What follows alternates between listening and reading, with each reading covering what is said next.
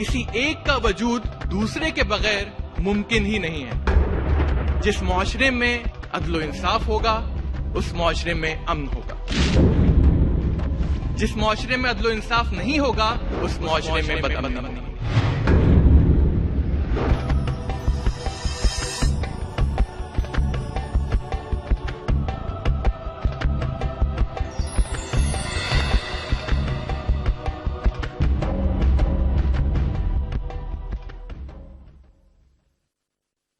اللہ تعالیٰ فرماتا ہے سورہ نساء میں، جیسا کہ میں نے کہا، سورہ نمبر 4 آیت نمبر 35 میں، کہ ہمیں عدل و انصاف کے نظام کو قائم کرنا چاہیے۔ سورہ مائدہ سورہ نمبر 5 آیت نمبر 8 میں بھی اللہ تعالیٰ فرماتا ہے کہ ہمیں عدل و انصاف کے نظام کو قائم کرنا چاہیے۔ اور عدل و انصاف کا نظام ہم کیسے قائم کریں گے؟ قرآن مجید جو اللہ تعالیٰ نے ہمیں کتاب دی ہے، یہ ایک طرح کا کانسٹیٹیوشن ہے، جیسا کہ اللہ سبحانہ و تعالیٰ نے فرمایا۔ میں نے آیت تلاوت کری تھی سورہ حدیث سورہ نمبر 57 آیت نمبر 25، جس میں اللہ تعالیٰ فرماتا ہے لَقَدْ أَرْسَلْنَا رُسُلَنَا بِالْبَيِّنَاتِ وَأَنزَلْنَا مَعَهُمُ الْكِتَابَ وَالْمِيزَانَ لِيَقُومَ النَّاسُ بِالْقِسْطِ، کہ ہم نے سارے رسولوں کو بھیجا کھلی نشانیوں کے ساتھ، کتابیں اتاری، آسمانی کتابیں اتاری، اور میزان اتاری، تاکہ تم لوگوں میں عدل و انصاف قائم کر سکو۔ تو جب اللہ سبحانہ و تعالی نے کہا کہ ہم نے میزان اتاری اور کتابیں اتاری، تو یہ کتاب جو ہے، اور میزان کیا ہے؟ میزان ہے وہ چیز، وہ معیار جس سے ہم یہ تول سکیں کہ کیا حق ہے اور کیا باطل ہے، کیا چیز حق ہے اور کیا چیز باطل ہے۔ وہ ہے نظام، وہ ہے معیار، وہ ہے پیمانہ، وہ ہے میزان جو اللہ تعالیٰ نے قرآن اور حدیث میں دی ہے۔ تو اگر ہم اس چیز کو نافذ کریں گے اس دنیا کے اندر، تو ہی ہم عدل و انصاف کا نظام قائم کر سکتے ہیں۔ آئیے ہم دیکھیں کہ نبی کریم صلی اللہ علیہ وسلم کیسا انقلاب لائے، کیسا انقلاب برپا کیا عرب کے اندر، اور کیسے عدل و انصاف کا نظام کو قائم کیا۔ سب سے پہلی مثال میں آپ کے سامنے دینا چاہوں گا کہ عرب کے اس زمانے میں عرب کے لوگ، کوئی بھی اعلیٰ خاندان سے جو تعلق رکھتا ہے وہ کسی بھی غلام سے شادی نہیں کر سکتا تھا۔ جو بھی شخص کسی اعلیٰ خاندان سے، قریش سے تعلق رکھتا ہے، وہ کسی کمزور، لاچار یا کسی حقیر جو خاندان سے تعلق رکھتا ہے، جو عرب کے لوگ سمجھتے تھے، ان سے وہ شادی نہیں ہو سکتی تھی۔ لیکن نبی کریم صلی اللہ علیہ وسلم جب آئے تو انہوں نے ایسا نظام برپا کیا، ایسا انقلاب لے کر آئے کہ انہوں نے اپنی کزن زینب بنت جہش رضی اللہ عنہا، ان کی شادی زید ابن حارثہ سے کروائی، جو کہ غلام تھے۔ تو ایک غلام سے زینب بنت جہش، جو کہ بنو ہاشم سے تعلق رکھتی تھی، زینب بنت جہش بنو ہاشم سے تعلق رکھتی تھی، قریش کی سب سے اونچی فیملی، قریش قبیلے کی سب سے اونچا خاندان بنو ہاشم، وہاں سے تعلق رکھتی تھی، اور نبی کریم صلی اللہ علیہ وسلم نے ان کی شادی کس سے کرائی؟ زید ابن حارثہ رضی اللہ عنہ۔ تو یہ انسان تصور بھی نہیں کر سکتا کہ ایسا کچھ ہوگا عرب کی اس تاریخ میں۔ تو یقیناً یہ بات ایک مثال ہے، اور ایک یہ بے مثال چیز ہے جو نبی کریم صلی اللہ علیہ وسلم نے کی۔ حضرت عمر کی خلافت کا ایک قصہ ملتا ہے۔ جب فلسطین فتح ہوا تو حضرت عمر کچھ کاغذات پر دستخط کرنے کے لیے انہیں فلسطین جانا پڑا، کہ میں فلسطین جاؤں گا اور کچھ کاغذات پر دستخط کرنا باقی ہیں۔ تو اس وجہ سے حضرت عمر فلسطین کے لیے روانہ ہوئے۔ کیسے روانہ ہوئے؟ ایک نوکر تھا ان کے ساتھ اور ایک اونٹ تھا۔ تو حضرت عمر نے فرمایا، حضرت عمر نے کہا کہ اگر میں اونٹ پر بیٹھوں گا اور تم چلو گے تو یہ تمہارے ساتھ ظلم ہوگا، تمہارے ساتھ ناانصافی ہوگی۔ اگر تم اونٹ پر بیٹھو گے اور میں چلوں گا تو یہ میرے ساتھ ناانصافی ہوگی۔ اگر ہم دونوں اونٹ کے اوپر بیٹھیں گے تو یہ اونٹ کے ساتھ ناانصافی ہوگی۔ تو بہتر یہ ہے کہ کچھ دیر تم بیٹھو اور میں چلوں، کچھ دیر میں بیٹھوں اور تم چلو، اور کچھ دیر ہم دونوں چلیں اور اونٹ کو آرام ملے۔ تو اسی سلسلے کے ساتھ ان کا سفر شروع ہوا، ان کے سفر کا آغاز ہوا۔ کچھ دیر حضرت عمر رضی اللہ عنہ بیٹھتے تھے تو وہ نوکر چلتا تھا، کچھ دیر وہ نوکر بیٹھتا تھا تو حضرت عمر چلتے تھے، اور کچھ دیر اونٹ کو آرام دیا جاتا تھا اور حضرت عمر اور نوکر دونوں چلتے تھے۔ تو جب وہ فلسطین پہنچے، فلسطین پہنچنے کے بعد، کیونکہ فلسطین کے لوگ خلیفہ کو نہیں جانتے تھے. یہ حضرت عمر کی خلافت کے ٹائم کی بات ہے, کے وقت کی بات ہے. تو جب فلسطین پہنچے تو حضرت عمر چل رہے تھے اور وہ نوکر اونٹ پر سوار تھا. تو فلسطین کے لوگ اس بات کا احساس نہیں ہو سکا کہ کون ان میں خلیفہ ہے. وہ پہچان ہی نہیں سکے, وہ سمجھے شاید یہ نوکر خلیفہ ہے. تو آپ دیکھیے کس طرح کا تصور اسلام دیتا ہے کہ حضرت عمر نے کس طرح انصاف کیا اس نوکر کے ساتھ اور اس اونٹ کے ساتھ بھی. صرف انسانوں کے ساتھ ہی انصاف نہیں بلکہ اس اونٹ کے ساتھ بھی انصاف کیا. تو یہ تصور, یہ عقیدہ اور یہ رد عمل, یہ صرف ایک مسلمان کا ہی ہو سکتا ہے, جس کے اندر خوف آخرت ہے, جس کے اندر خوف خدا ہے, اور جس کو حکم دیا گیا ہے کہ وہ عدل و انصاف کے نظام کو قائم کرے. ہم دیکھیں کیسے صحابہ کرام نے عدل و انصاف کے نظام کو قائم کیا تھا. اور ایک بہت ہی اچھی حدیث ملتی ہے تاریخ الطبری کے اندر, جلد نمبر 4 صفحہ نمبر 50.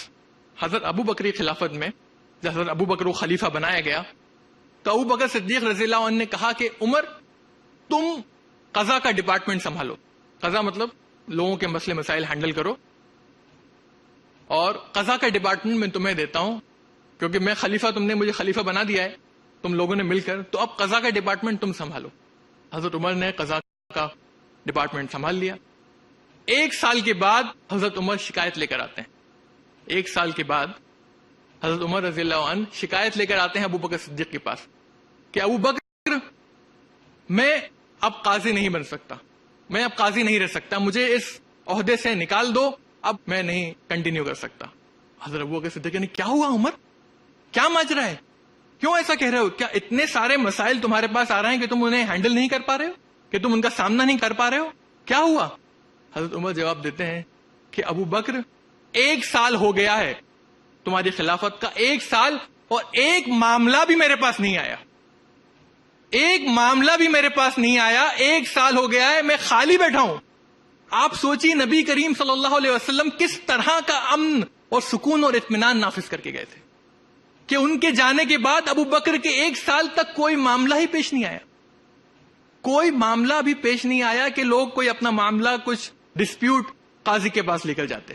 تو کس طرح کا نظام اللہ کے رسول نافذ کر کے گئے تھے, قائم کر کے گئے تھے عدل و انصاف کا, جو 1 سال تک ابو بکر کی خلافت کے اندر حضرت عمر بور ہو گئے کہ میں صرف بیٹھا رہتا ہوں اور میں کچھ کام نہیں ہے میرے پاس.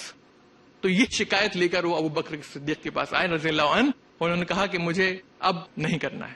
تو آپ دیکھیے کہ کس طرح کا یہ نظام اللہ کے رسول نافذ کر کے گئے, اور کس طرح مسلمانوں نے عدل و انصاف کا نظام قائم کیا, اور یہ نظام دوبارہ بھی واپس آ سکتا ہے اگر ہم نبی کریم صلی اللہ علیہ وسلم کے اصولوں پر چلیں, صحابہ کرام کو فالو کریں, نبی کریم صلی اللہ علیہ وسلم کو اپنے اسوہ حسنہ بنائیں, تو یہ نظام دوبارہ قائم ہو سکتا ہے انشاءاللہ. میں اپنی بات کو ختم کروں گا سوامی وویکانند کے ایک جملے سے, جو انہوں نے اپنے ایک خط میں لکھا, پیج نمبر 389 میں.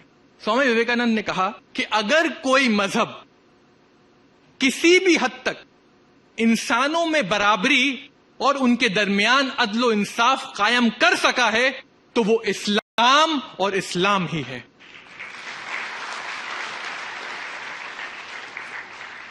سوامی وویکانند نے کہا کہ اگر کوئی مذہب انسانوں میں برابری کسی بھی حد تک اور ان کے درمیان عدل و انصاف کر سکا ہے تو وہ مذہب اسلام اور اسلام ہی ہے. یہ ایک غیر مسلم شہادت دے رہا ہے کہ وہ اسلام ہی ہے جو عدل و انصاف کا نظام قائم کر سکا ہے. کسی بھی حد تک انسانوں میں برابری اور ان کے درمیان عدل و انصاف جو قائم کر سکا ہے وہ اسلام اور اسلام ہی ہے. وآخر الدعوانا ان الحمدللہ رب العالمین.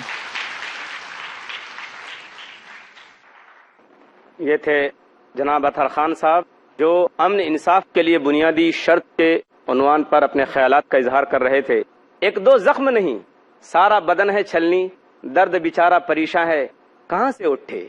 اب ہم سوال و جواب کی نشست کو شروع کر رہے ہیں. میں درخواست کروں گا خواتین و حضرات سے کہ سوال کرنے سے پہلے اپنا نام اور پیشہ ضرور بتائیں. سوال عنوان کے اوپر ہو. آج کا عنوان ہے ہمارے مقرر کا امن انصاف کے لیے بنیادی شرط. سوال مختصر ہو, کوئی اختلافی اور فقہی سوال نہ کریں, اور اگر سوال کرنے والوں میں کوئی غیر مسلم بھائی یا بہن ہو تو ان کو موقع دیا جائے. سوال اگر غیر ضروری ہوا تو اس کو رد کرنے کا مجھے اختیار ہوگا. مجھے امید ہے کہ آپ حضرات ان اصول کا خیال کریں گے اور اس سیشن کو کامیاب بنانے میں میری ہر طرح سے مدد کریں گے. ایک مائک میرے دائنی جانب سامنے بھائیوں کے لیے ہے اور ایک بہنوں کے لیے. پہلا سوال بھائیوں کی طرف سے ہوگا. اگر کوئی بھائی ہوں جو سوال کرنا چاہتے ہوں تو آئیں اور اپنا سوال پیش کریں. جی بھائی آئیے, تشریف لائیے. السلام علیکم. میرا نام محمد انور ہے اور میں ایک معمولی سا بزنس مین ہوں. آج جو اسرائیل کی طرف سے فلسطینیوں پہ ظلم و ستم ہو رہا ہے, ان کے ساتھ ناانصافی ہو رہی ہے, اس کا تدارک کس طرح کیا جا سکتا ہے؟ بھائی نے سوال کیا ہے کہ آج اسرائیل جو فلسطینیوں کے ساتھ کر رہا ہے, جو ناانصافی فلسطینیوں کے ساتھ ہو رہی ہے, تو اس کا کیا علاج ہے, اس کے ساتھ ہم کیا کر سکتے ہیں کہ وہ ناانصافی کو ختم کرنے کے لیے کیا کریں ہم. یقیناً جو ہم دیکھ رہے ہیں میڈیا ہمیں دکھا رہا ہے کہ کس طرح اسرائیل فلسطینیوں کے ساتھ ناانصافی کر رہا ہے, ان کے اوپر ظلم و زیادتیاں ہو رہی ہیں. اللہ تعالیٰ ان کو صبر اور تحمل دے. ہم اللہ تعالیٰ سے یہ دعا کرتے ہیں کہ اللہ تعالیٰ ان کو صبر اور تحمل دے, اور اللہ تعالیٰ ان کو وہ قوت دے اور مسلمانوں کو ایک جٹ ہونے کی ہدایت دے کہ ہم لوگ ایک جٹ ہو کر فلسطینیوں کی مدد کر سکیں اور جو ان پہ ظلم و زیادتی ہو رہی ہے اس کو ہٹا سکیں. جب بھی کسی مسلمان کے اوپر ظلم و زیادتی ہوتی ہے تو اسے سب سے پہلے صبر کرنا چاہیے. جب بھی کسی غیر مسلم کے اوپر ظلم و زیادتی ہوتی ہے تو کیا کرتا ہے وہ؟ جب کسی غیر مسلم کے اوپر ظلم و زیادتی ہوتی ہے تو یا تو وہ اس کا بدلہ لینا شروع کر دیتا ہے. اگر وہ پہلے تو قانون کے پاس جاتا ہے, قانون سے اگر اسے انصاف نہیں ملتا تو وہ قانون اپنے ہاتھ میں لے لیتا ہے. اگر وہ قانون ہاتھ میں لے کے بھی اپنا بدلہ نہیں لے سکے تو وہ کئی غیر مسلم اپنے آپ کو خودکشی کر لیتے ہیں. ظلم و زیادتی جب ان کے ساتھ ہوتی ہے تو وہ اپنے آپ کو ہی گولی مار دیتے ہیں اور خودکشی کر لیتے ہیں. کیوں؟ کیونکہ ان کے اندر تصور آخرت نہیں ہے. لیکن جب کسی مسلمان کے ساتھ ظلم و زیادتی ہوتی ہے, جب کسی مسلمان کے اوپر ظلم ہوتا ہے تو مسلمان صبر کرتا ہے. کیوں؟ کیونکہ وہ جانتا ہے کہ اس ظالم کو سزا ملے گی. اگر اس دنیا میں نہیں ملے گی تو آخرت میں ضرور اس ظالم کو اللہ تعالیٰ سزا دے گا. کیونکہ یہ مسلمان جو ہے اس کا عقیدہ ہے تصور آخرت. آخرت کا تصور اس کے اندر ہے کہ وہ یقیناً کورٹ کے پاس جائے, آواز اٹھائے, ظلم کے خلاف آواز اٹھائے. اگر کورٹ سے بھی انصاف نہیں ملتا تو وہ قانون اپنے ہاتھ میں نہ لے. اور اسی لیے مسلمانوں کے اندر ہم دیکھیں گے خودکشی کی جو وارداتیں ہیں وہ مسلمانوں میں بہت کم ملتی ہیں, کیونکہ مسلمانوں کا عقیدہ جو ہے وہ آخرت سے جڑا ہے کہ اگر اس دنیا میں ان کے ساتھ انصاف نہیں ہو رہا ہے تو اس کو امید ہے اور اسے یقین ہے کہ آخرت میں ضرور اس کے ساتھ انصاف ہوگا, کیونکہ اللہ تعالیٰ عدل کرنے والا ہے. اللہ تعالیٰ عدل و انصاف کو نافذ کرنے والا ہے اور وہ آخرت کے اندر یقیناً عدل و انصاف کو نافذ کرے گا. تو اگر فلسطینیوں کے ساتھ ظلم و زیادتی ہو رہی ہے اور ہم جانتے ہیں کہ ہو رہی ہے تو یقیناً مسلمانوں کو ایک جٹ ہونا پڑے گا, مسلمانوں کو آواز اٹھانا پڑے گی اور اس چیز کو انٹرنیشنل کورٹ آف لا میں لے جانا پڑے گا. لیکن ہم دیکھ رہے ہیں یہ سب چیزیں ہو رہی ہیں اور کچھ فائدہ نہیں ہو رہا ہے. ہم اللہ تعالیٰ سے دعا کر سکتے ہیں کہ اللہ تعالیٰ ان کو صبر و تحمل دے اور ان کو وہ قوت دے کہ وہ اسرائیل کو اوور پاور کر سکیں اور ان کے خلاف لڑ سکیں اور اس ظلم و زیادتی کو ہٹا سکیں. لیکن پہلا کام جو ہے وہ صبر ہے, جیسے کہ اللہ تعالیٰ نے فرمایا ہے ان اللہ مع الصابرین, کہ یقیناً اللہ تعالیٰ ان کے ساتھ ہے جو صبر کرتے ہیں. تو پہلے اس پہ صبر کریں اور پھر اگر آپ ظلم کے خلاف آواز اٹھا سکتے ہیں, چاہے آپ جو بھی صلاحیت اللہ نے دی ہے آپ کو, اگر کسی مسلمان کو لکھنے کی صلاحیت ہے تو وہ لکھ کر اس ظلم کے خلاف آواز اٹھائے. اگر کسی انسان کو بولنے کی صلاحیت دی ہے تو وہ مسلمان بول کر اس ظلم کے خلاف آواز اٹھائے. اگر کسی مسلمان کو اللہ نے جو بھی صلاحیت دی ہے اس صلاحیت کی بنا پر وہ فلسطینیوں کے اوپر جو ظلم ہو رہا ہے اس کے خلاف آواز اٹھانا چاہیے. فلسطینیوں کو بھی یہی کرنا چاہیے, جو بھی صلاحیت ہمیں دی ہے اللہ تعالیٰ نے اس کا استعمال کر کے ہمیں آواز اٹھانا چاہیے. اور جب مسلمان ایک جٹ ہو جائیں گے انشاءاللہ, ہم جب انٹرنیشنل کورٹ آف لا میں ہماری کچھ حیثیت ہوگی, ہماری ابھی کوئی حیثیت نہیں ہے مسلمانوں کی, سب بکھرے پڑے ہیں, 56 ملک ہیں, مسلم ملک ہیں, لیکن کہیں بھی اسلامی نظام نہیں ہے. کچھ حد تک جہاں پر ہے وہ سعودی عربیہ میں ہے. تو جب ہم ایک جٹ ہوں گے اسلامی نظام قائم ہوگا, خلافت ہوگی, لیکن اس کا ویٹ نہیں کرنا چاہیے ہمیں. ایسا نہیں کہ جب تک خلافت نہیں ہوگی, جب تک اسلامی نظام قائم نہیں ہوگا تو یہ ظلم و زیادتی چلتی رہے. تو جب تک جو بھی ہم کر سکتے ہیں, جو بھی ہمارے بس میں ہے, وہ ہم کریں اور اس ظلم کے خلاف آواز اٹھائیں. اور جب تک ہم اللہ تعالیٰ سے دعا کرتے ہیں کہ اللہ تعالیٰ ان کو صبر و تحمل کی توفیق دے اور مسلمانوں کو ایک جٹ ہونے کی ہدایت دے. امید کرتا ہوں اس سوال کا جواب ہوا. السلام علیکم، میرا نام ریحانہ قاضی اور میں ٹیچر ہوں. میرا سوال مسلم سوسائٹی کے تعلق سے یہ ہے کہ آج کے دور میں حضرت علی جیسے حاکم نہیں ہیں، تو اس صورت میں اگر وہ کسی کے ساتھ ناانصافی کرتے ہیں تو ہمیں وہاں کیا کرنا چاہیے تاکہ معاشرے میں امن قائم ہو؟ بہن نے سوال کیا ہے کہ آج کیونکہ حضرت علی جیسے حاکم نہیں ہیں اور اگر اس معاشرے میں ناانصافی ہو رہی ہے تو ہمیں کیا کرنا چاہیے. جیسا کہ میں نے پچھلے سوال کے جواب میں کہا کہ ہمیں جہاں بھی ناانصافی ہو رہی ہے پہلے تو صبر کرنا چاہیے، اور اگر صبر کرنے کے بعد ہمیں صبر کے ساتھ ساتھ ہمیں اس ناانصافی کے خلاف آواز بھی اٹھانا چاہیے. نبی کریم صلی اللہ علیہ وسلم کی حدیث ہے من را منکم منکرن، صحیح مسلم کی حدیث ہے جلد نمبر 1 حدیث نمبر 89، جس میں انہوں نے کہا من را منکم منکرن، کہ اگر تم کوئی بھی منکر کام ہوتا ہوا دیکھو، کوئی بھی برائی ہوتی ہوئی دیکھو تو سب سے پہلے ہاتھ سے روکو. اگر اللہ تعالیٰ نے تمہیں اتنی قوت دی ہے کہ تم ہاتھ سے اسے روک سکتے ہو تو اس کو ہاتھ سے روکو.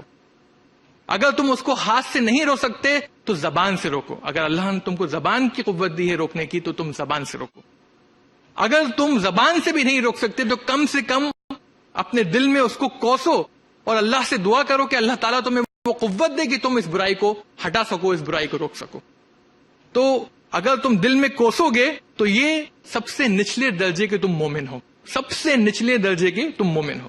تو اگر کسی معاشرے میں حضرت علی جیسے حاکم نہیں ہے تو کس طرح آواز اٹھائیں؟ یقیناً اگر ہم ہندوستانی معاشرہ لیں گے تو مسلمان کو، کیونکہ ایک ڈیموکریٹک کنٹری ہے، ہر سٹیزن کو، ہر ناگرک کو، ہر شہر واسی کو اس ملک میں اجازت ہے کہ وہ ظلم کے خلاف آواز اٹھائے، کورٹ میں جائے، اپیل کرے، اور اگر اس کے ساتھ ناانصافی ہو رہی ہے تو کورٹ میں جا کر اس کو انشاءاللہ انصاف ضرور ملے گا. اور انڈین جوڈیشل سسٹم جو کہ ہے وہ اس کی کافی ہم دیکھیں گے تو اکثر مسلمانوں کے ساتھ ناانصافی تو ہوئی ہے لیکن انصاف بھی ہوا ہے، کیونکہ وہ لوگ سیکولر مائنڈڈ ہیں اور دھرم سے ان کا کوئی تعلق نہیں ہے. انڈین جوڈیشل سسٹم کو اکثر جو لوگ ہیں اس سسٹم کے اندر ان کا دھرم سے کوئی تعلق نہیں ہے کیونکہ وہ سیکولر مائنڈڈ ہیں، تو اس لیے اس وجہ سے انصاف ملنے کی امید ہے. لیکن اگر ہمیں انصاف نہیں بھی ملتا ہے تو بھی ہمیں اس معاشرے میں، ہندوستانی معاشرے میں، ہمیں ناانصافی کے خلاف جانے کے لیے قانون ہاتھ میں نہیں لینا چاہیے. کورٹ میں اپیل کریں، انصاف نہیں ملا، ٹھیک ہے، اللہ تعالیٰ پر توکل رکھیں کہ اللہ تعالیٰ العدل ہے، اس کی صفت العدل ہے، وہ عدل کو قائم کرنے والا ہے. اور آخرت کے اندر آپ کو اگر اس دنیا میں انصاف نہیں ملا تو آخرت میں تو انشاءاللہ یقیناً آپ کو انصاف ملے گا. امید کرتا ہوں اس سوال کا جواب ہوا. بھائی کی طرف سے کوئی سوال؟ السلام علیکم. الحمدللہ اللہ نے ہدایت دیا تو الحمدللہ میں نے اسلام قبول کیا، 2 مہینہ ہو گیا.